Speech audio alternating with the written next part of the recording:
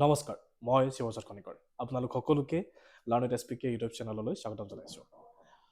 মোৰ এটা সপোন আছিল যে আমাৰ যি এই লাৰ্ণ উইথ এছপিকে ইউটিউব চেনেল হয় তাক এটা অফিচলৈ কনভাৰ্ট কৰা আৰু সেই অফিচত গৈ আমি 20জন 15জন একেলগে থাকি কাম কৰা আৰু সেই সপোনটো আমি প্ৰায় 1-1.5 বছৰ আগতে পূৰণ কৰিলোঁ।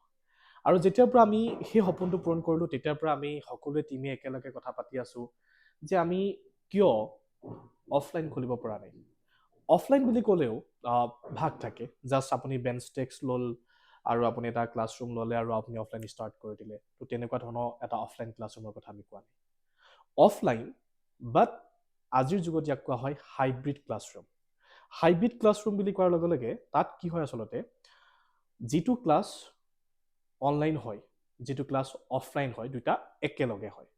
ডেট মিনছ অফলাইন যেতিয়া ক্লাছেছ হৈ থাকিব সেইখিনি ভিডিঅ' ৰেকৰ্ড আকাৰে সেইখিনিও লাইভ হৈ থাকিব আৰু তাৰ কাৰণে এটা সুন্দৰ ছিষ্টেম বনাব লগা হয়।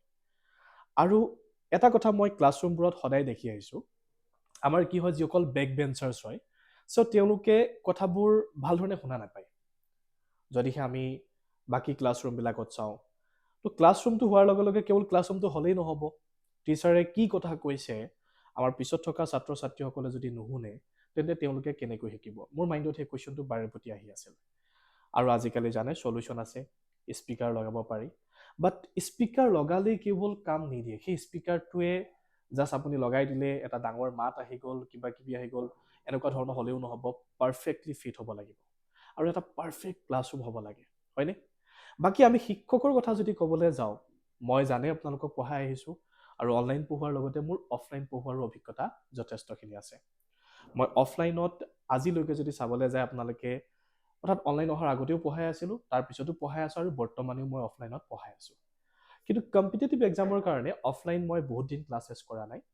বাট এইবাৰ প্ৰথমবাৰৰ কাৰণে নগাঁৱত, অৰ্থাৎ অসমৰ নগাঁৱত আমাৰ লাৰ্ণ উইথ এছপিকেৰ প্ৰথমটো অফলাইন ক্লাছ বা প্ৰথমটো অফলাইন বেটছ আমি ষ্টাৰ্ট কৰিবলৈ গৈ আছোঁ। চ' এইটো এটা আমাৰ সপোন, এই সপোনটো আমি বাস্তৱত পৰিণত কৰিবলৈ গৈ আছোঁ, য'ত নেকি সম্পূৰ্ণৰূপে এটা ডিজিটেল ক্লাছৰুম হ'ব, অৰ্থাৎ এখন সম্পূৰ্ণৰূপে ডিজিটেল বৰ্ড থাকিব, যিখন থাকিব এখন হিউজ অৰ্থাৎ 86 ইঞ্চৰ, যাতে পিছত থকা ছাত্ৰ ছাত্ৰীসকলেও পঢ়াত অসুবিধা নহয়। লাইটিং এনেধৰণে কৰা হ'ব যাতে লাইটে আমাৰ চকুত নপৰে, কিন্তু পিছত থকা ষ্টুডেণ্টজনকো আমি ভাল ধৰণে দেখা পাওঁ আৰু পিছত থকা ষ্টুডেণ্টজনেও যাতে আমাৰ শিক্ষকক বহুত ভাল ধৰণে দেখিব পাৰে, যাতে ভাল ধৰণে কথা ক'ব পাৰে। গোটেই ৰুমটোতে আমি স্পীকাৰ্ছ লগাম যাতে প্ৰত্যেকেই আগত থাকক পিছত থাকক সকলোৱে ভাল ধৰণে শুনিব পাৰে। তাৰোপৰি আমি ইয়াত ইণ্টাৰেকশ্যনৰ সুবিধা ৰাখিম, অৰ্থাৎ অফলাইন হোৱাৰ লগে লগে আমি আটাইতকৈ বেষ্ট পাৰ্টটো হৈছে কি, ছাৰ মই এইটো বুজি পোৱা নাই, কিয় বুজি পোৱা নাই সেই কথাটো মই একজেক্টলি সেই স্থানটোলৈ গৈ সেই ছাত্ৰজনৰ লগত বা সেই ছাত্ৰীগৰাকীৰ লগত কথা পাতি জানিব পাৰিম যে এইখিনিত সমস্যাটো হৈছে। চ' একজেক্টলি সেই সমস্যাটো আমি ছল্ভ কৰিব পাৰিম। চ' এই গোটেইখিনি প্লেনিং কৰি বৰ্তমান সময়ছোৱাত হৈ গৈছে। মই অলৰেডি বেঞ্চ ডেস্কৰ পৰা আৰম্ভ কৰি যিটো ৰুম হয়, মই ৰুমটো আপোনালোকক দেখুৱাম, এইটো ভিডিঅ'ত নহয়, মই অন্য এটা ভিডিঅ'ত দেখুৱাম। চ' আমাৰ ৰুমৰ কাম চলি আছে বৰ্তমান সময়ছোৱাত, এটা পাৰফেক্ট ক্লাছৰুম য'ত নেকি শান্তিৰে। আৰু এটা কথা চাব, আমি সদায় ক্লাছৰুমবিলাক এনেকুৱা স্থানত বনাব লাগে, মই বিলিভ কৰোঁ, য'ত নেকি পৰিৱেশটো পূৰা শান্ত হয়, হুলস্থুলীয়া পৰিৱেশ নহয়, পঢ়িব পৰা এটা পৰিৱেশ থাকক, হয়নে? আৰু সেইকাৰণেই মই চুজ কৰিছোঁ নগাঁৱৰ ডিমৰুগুৰিৰ ঠিক কাষত থকা চেঁচামুখ নামৰ গাঁওখনত। এখন গাঁও হয়, টাউনৰ পৰা 4 কিলোমিটাৰ 3 কিলোমিটাৰ ডিষ্টেঞ্চত আছে। অৰ্থাৎ যদি ভাল ধৰণে চাওঁ, যি উৰিয়ামগুৰি স্থানটো আপোনালোকে নিশ্চয় শুনিছে, সেই স্থানৰ পৰা বহুতেই ওচৰ হয়। আৰু এনেকুৱা এটা স্থানত লৈছোঁ যাতে অসমৰ যিকোনো স্থানৰ পৰা ছাত্ৰ ছাত্ৰী আহি এই স্থানটোত থাকি লৈ পঢ়িব পাৰে। অৰ্থাৎ মই য'ত আছোঁ বা মই য'ত ক্লাছৰুমটো বনাইছোঁ সেই স্থানটোৰ পৰা ওচৰে পাঁজৰে আপোনালোকে ৰুমছ পাই যাব, ৰুমছ এভেইলেবল থাকিব। চ' আপোনালোকে আহি ৰুম বিচাৰি ধুনীয়াকৈ ৰুম এটা ৰেণ্টত লৈও পঢ়া শুনা কৰিবহি পাৰিব। যদিহে এজন চিৰিয়াছ ষ্টুডেণ্ট বুলি নিজকে ভাবে, যদিহে ভাবিছে যে 2025, 26, 27লৈকে এই যিকেইটা চন আছে, এই চনকেইটাৰ ভিতৰত যিটো চাকৰি আহিব সেই চাকৰিত মই মোৰ নামটো ভৰাওঁ, যে মোৰ নামটো মই ল'বই লাগিব, এণ্ড মই ভাল ধৰণে পঢ়িম, এনেকুৱা ধৰণৰ যদি ভাবিছে তেন্তে নগাঁও আহক আৰু নগাঁও টাউনৰ ওচৰতে ডিমৰুগুৰি অৰ্থাৎ চেঁচামুখত আমি ষ্টাৰ্ট কৰিছোঁ। ইয়াৰ কাৰণে আমাৰ শিক্ষক এপইণ্টমেণ্ট হৈ গৈছে। অফলাইনৰ শিক্ষক আৰু অনলাইনৰ শিক্ষক বেলেগ বেলেগ, ঠিক আছে। কেৱল মই থাকিম, মই অফলাইনতো পঢ়াম, অনলাইনো পঢ়াম। বাকী যিসকল শিক্ষক আছে তেওঁলোকে অফলাইনে পঢ়াব। এতিয়া এইটো নাভাবিব যে যিখিনি ক্লাছেছ তোমালোকৰ সৈতে আমি কৰিম সেইখিনি আমি ইউটিউবত ফ্ৰী কৰি দি দিম, নহয়। তোমালোকৰ কাৰণে আমি লাৰ্ণ উইথ এছপিকে এপত অলৰেডি এটা কোৰ্চ বনালোঁ, যিটোত নেকি কেৱল তোমালোকে চাব পাৰিবা। চোৱা, ধৰি ললো আজিৰ দিনত তুমি কিবা কাৰণত ক্লাছটো মিছ কৰিলা, তোমাৰ ক্লাছটো মিছ নহয়, তুমি ঘৰত গৈ আকৌ চাব পাৰিবা। সেইটোৱে হৈছে ডিজিটেল এটা ক্লাছৰুমৰ, হাইব্ৰিড ক্লাছৰুমৰ এটা ফাইদা। কাৰণ আমি কেমেৰাত সুন্দৰকৈ বন্দী কৰি যাম, কেমেৰাত ৰাখি আমি লগালগ লাইভ দি যাম আমাৰ এপত, আৰু সেই এপত গৈ তুমি চাব পাৰিবা। বাই চান্স তুমি আজি ঘৰলৈ গুচি গ'লা, তুমি ঘৰৰ পৰাও ইণ্টাৰেক্ট কৰি সেই ক্লাছেছটো চাই থাকিব পাৰিবা তুমি যদি মিছ কৰা। বাট মই যদিহে অফলাইন লোৱা, অফলাইনে ক্লাছ কৰিব লাগে, নহয় জানো, অনলাইন কৰাৰ প্ৰয়োজন নাই। বাট ষ্টিল যদি তোমাৰ কাৰণত কিবা কাৰণত ক্লাছটো মিছ হৈ যায়, চ' সেইটো সুবিধা আমাৰ ওচৰত আছে। আমি প্ৰথমতে দুটা কোৰ্চ লঞ্চ কৰিবলৈ গৈ আছোঁ, আৰু এটা কোৰ্চ হ'ব আছাম পুলিচৰ কাৰণে। জানে আমি আছাম পুলিচত কেনেকুৱা ধৰণৰ ৰিজাল্ট কৰি আছোঁ, আৰু এটা কথা গম পাইছে যে 5000+ পোষ্ট অলৰেডি ওলাইছে। চ' তাত কেৱল ৰানিং কৰি থাকিলেই নহ'ব, ফিজিকেল ফিটনেছৰ ওপৰত গুৰুত্ব দি থাকিলেই নহ'ব, আমি ৰিটেনৰ প্ৰতিও সমানে গুৰুত্ব দিব লাগিব। চ' ইয়াতে কোনোবাই যদি ভাবিছে দৌৰিবলৈ স্থান নাপাম, নহয়, ইয়াত অসংখ্য ফিল্ড আছে, 4-5খন ফিল্ড আছে ওচৰে পাজৰে। চ' তোমালোকে ইয়াত যদি আহি লোৱা, ফিল্ডত দৌৰিবলৈও সুবিধা পাবা, তোমালোকে ৰানিং কৰাৰ কোনো অসুবিধা নহয়, আৰু পঢ়াটো অসুবিধা নহয়, গতিকে তোমালোক আহিব পাৰা। হৈ গ'ল। নেক্সট কথাটো হৈ গ'ল এডিআৰই এটা বেটছ হ'ব। বেটছ দুটা কৈছিল নহয়, এটা আছাম পুলিচৰ আৰু এটা এডিআৰই বেটছ হ'ব। চ' এডিআৰই যিসকল ছাত্ৰ ছাত্ৰী আছে তেওঁলোকে যিহেতু ফিজিকেলি নাই, বাট তেওঁলোকক আমি এনেকুৱাকৈ ট্ৰেইন কৰিম যাতে এডিআৰই এক্সাম তেওঁলোকে ভালকৈ পাছ কৰিব পাৰে। ইয়াৰ কাৰণে যিজন মেথছৰ শিক্ষক হয় তেখেতে PhD কৰি আহিছে ডিব্ৰুগড় ইউনিভাৰ্চিটিৰ পৰা, ভাবক। আৰু তেখেতে এক্সাম পাছ কৰি নিজে চাকৰিত কৰ্মৰত আছে।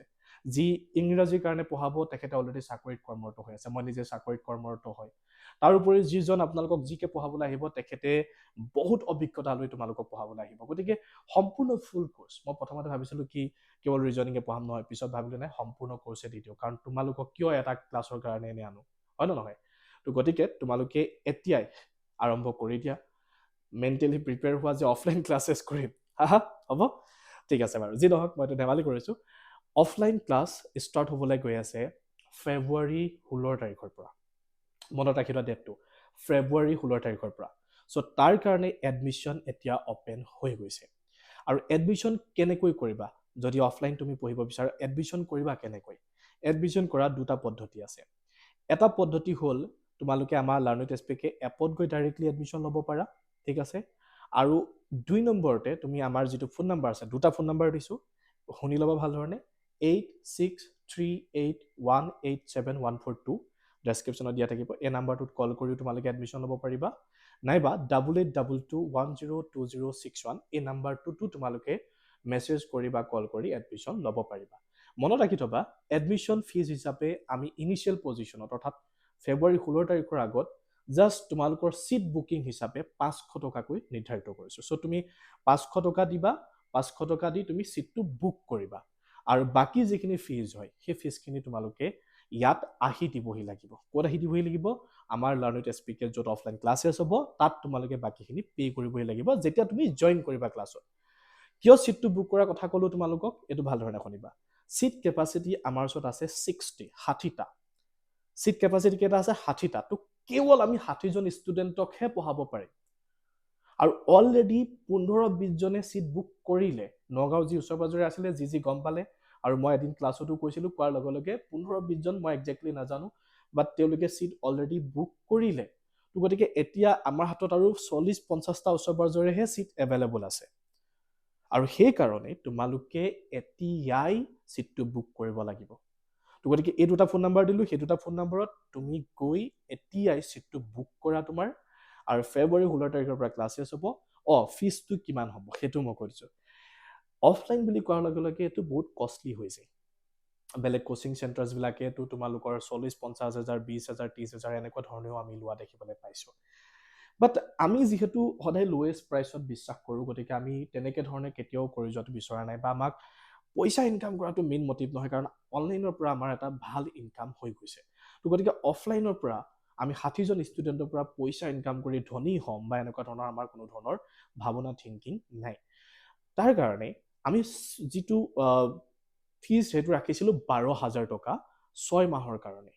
বাট পিছত ডিছকাশ্যন কৰি আমি এটা কৰিলোঁ কি ডিছকাউণ্ট বা আমি 12,000 টকা ফিজ নাৰাখোঁ। তো গতিকে 12,000 টকা ফিজটো ডেফিনেটলি নহয়। আমি ফিজ ৰাখিছোঁ 6,999, অৰ্থাৎ 6,999 টকা। কিন্তু ইয়াত এটা টুইষ্ট আছে, তুমি 500 টকা আগতীয়াকৈ এতিয়া দিবাই নহয় জানো, তো গতিকে তাৰ পৰা 500 টকা তোমাৰ আঁতৰি যাব।